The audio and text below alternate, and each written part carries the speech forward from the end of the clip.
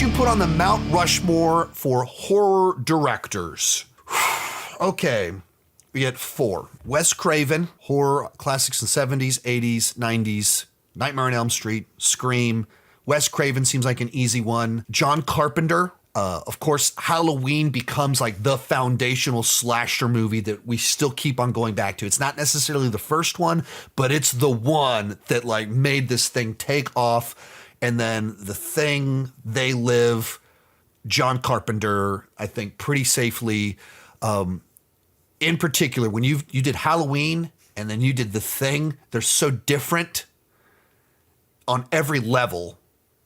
Both iconic, stood the test of time. 21st century, I gotta go James Wan. Of course, he invents the Saw franchise with Lee Winnell that became kind of this mainstay of its whole subgenre, the torture porn. They're still making them to this day and kind of really shook things up. And then 10 years later, he did it again with The Conjuring. And The Conjuring's the highest grossing horror franchise of all time. Almost universally, everyone says the 2 that he did are the 2 best movies in that franchise. And then kind of you created this own wave of knockoffs, similar possession movies. And then he's also did Insidious, also did Malignant, and other things in there too. So I think you got to throw him in there. Final one in there is a little bit trickier. Like I have a little bit of a mind to, like, if you look at the last 10 years, Jordan Peele becomes someone that so shaped kind of the direction of the socially aware, socially conscious horror movies with such a distinct vibe, with that Twilight Zone flavor to them, a social commentary, a little bit of dark humor.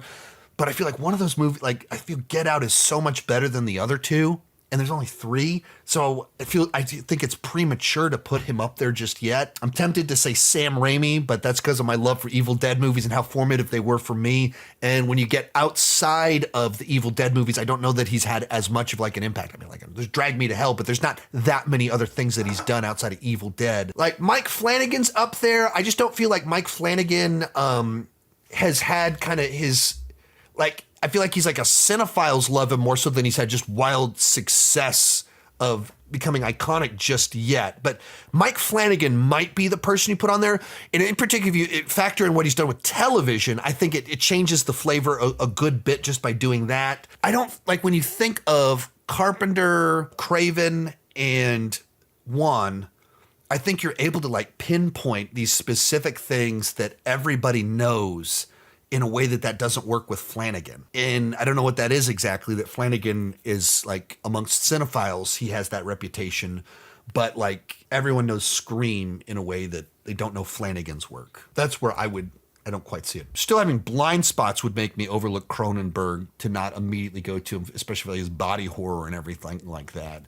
So Cronenberg could be the correct answer for that final spot, but I do have blind spots. But I wouldn't call that a favorites issue. So favorite wouldn't factor into it. You know, when you're talking about Mount Rushmore, that's different from favorite. Very different. Like I don't think they're the same thing at all. Tobe Hooper, of course, you got Texas Chainsaw Massacre and Poltergeist. Alfred Hitchcock. I feel like Alfred Hitchcock feels like it's like he's like the proto director for this sort of thing. I'll go my 4th one.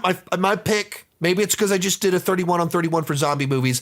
I'll go with George Romero as the 4th person on my Mount Rushmore because zombie movies are so prominent, so popular in the 21st century. And so much of the tropes of the genre, everything that we think of when we think of a zombie movie goes back to something that was introduced in Night of the Living Dead, Dawn of the Dead, or Day of the Dead. And he did more beyond that with The Crazies, which influenced other movies that even improved upon them in a lot of ways, but The Crazies introduced even more tropes into the mix.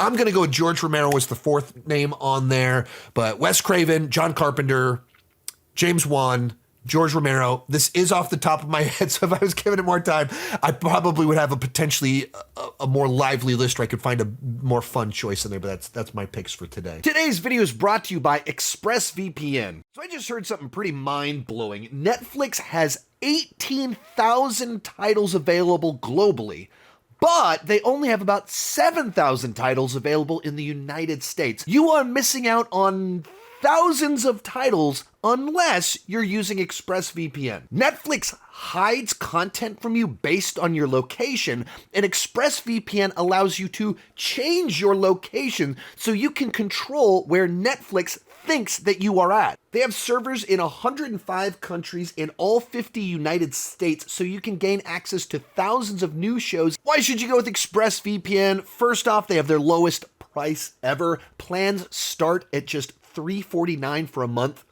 That's just 12 cents per day. It's super easy to use. You literally just click one button to fire it up. One more click and you can change your location. Just to let you see what this looks like, if you go to Netflix in the United States, search for Batman, nothing comes up. You just fire up ExpressVPN. Let's move on over to Spain. Head on back over to Netflix, click for Batman again, and a ton of titles pop up. So be smart, stop paying full price for a streaming service only to get a limited fraction of the content. Get your money's worth at expressvpn.com/Chandler. Don't forget to use my link at expressvpn.com/Chandler to get up to 4 extra months of ExpressVPN.